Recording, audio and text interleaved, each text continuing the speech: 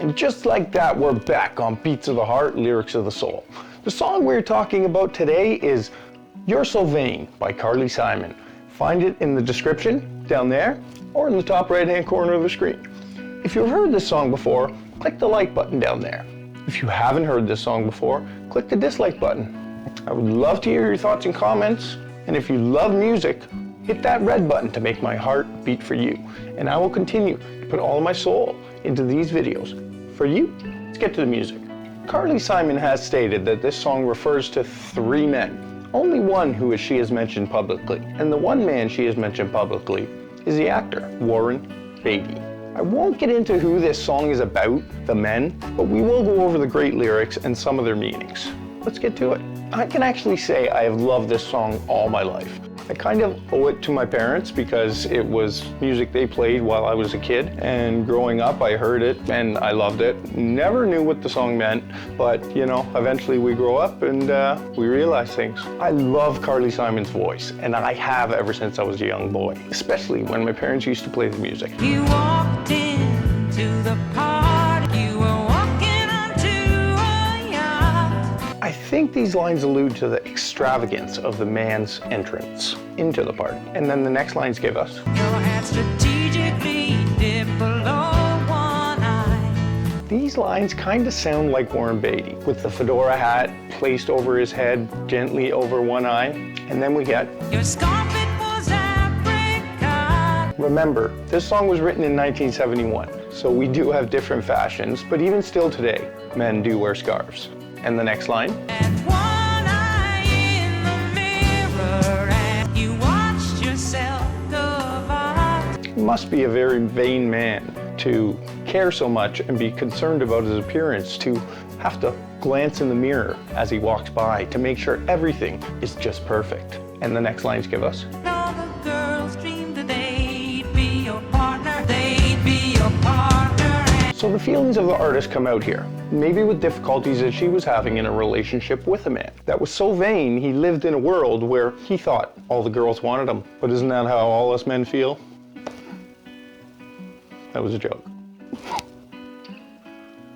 And then the hook gives us, You're so vain, you probably think this song is about you. now because this song is about 3 different men, if all the men were extremely vain, like she says, they would assume this song was about them only. I love the wording she uses here because it has a double meaning in that sense. Because it is about those same men, but not just that one vain man who thinks it's all about him. Now the second lines of the hook are the same as the first. She repeats the same words, and then she ends them with, don't you, don't you? And then we get, Had me several years ago when I was still quite naive. so here, we get more of a look into the relationship that we had with one of those men. And then we get, When you said that we made such a pretty pair.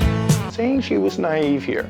Carly probably meant she was probably in love and would do anything to make that man happy and believe any word he said, whether it was the truth or a lie. And then Carly gives us, And that you would never leave.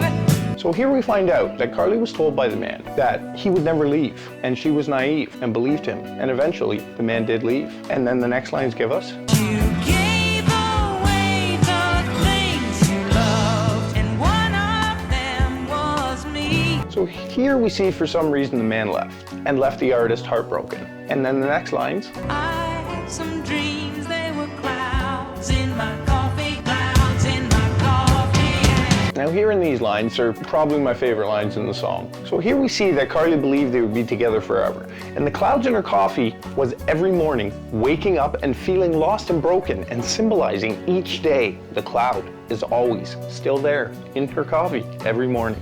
I have a friend named Brooke that I love. She moved away from me and moved to BC. We weren't in any type of relationship like that. We were just friends, but we were very close. We used to work together, and we used to sing this song together all the time. And when me and Brooke would sing along, and when we got to this part of the song, me and her would both, in unison, always sing "Clowns in my coffee" and laugh together. I miss my little Brookie cookie. So after these lines here, she repeats these lines again, and then the hook again. And then verse 2 gives us, I hear you went up to Saratoga, and your horse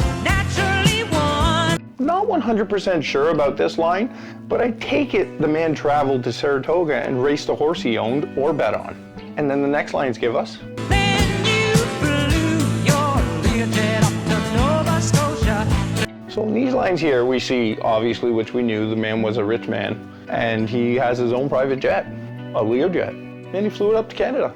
And then the next lines give us, To see the total eclipse of the sun. and to fly across the country just to see an eclipse seems a little upper class. Might be something we all want to do, but not many of us can just pick up and do it whenever we want. So we don't have our own private Learjet. And the next lines give us, And you're where you should be all the time. now from these lines we can't get too much, but once we hear the next lines, they will shed a little more light on this line. And here's the next line. And when you're not, you're with some underworld spy. These lines here are very lyrical in my mind. So from these lines, I get that the artist can't trust the man anymore. From the first line, you are always where you should be, unless you get caught. And then you wind up in a big lie, sounding like a Tom Clancy spy novel.